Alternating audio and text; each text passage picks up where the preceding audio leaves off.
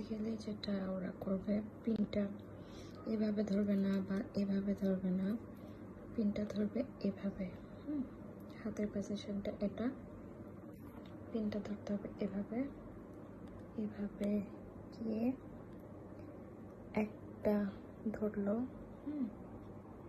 ধরে গ্রিপ করবে খুব জোরে, তারপর এভাবে সামনে টেনে আনবে, উঠে গেল, সুন্দর মতো উঠে আসবে, কোনো সমস্যা হবে না। এবার আমি আরেকটা দেখাই। এভাবে যাবে, এভাবে কাউন্ট করতে পারবে, এভাবে কাউন্ট করবে, বা এই যে 2-3টা নিলাম, এখানে এসে গ্রিপ করবো, শক্ত করে টেনে আনবো, একদম নাইসলি উঠে আসবে। এভাবেই ধরতে হবে, এটাই ধরার নিয়ম।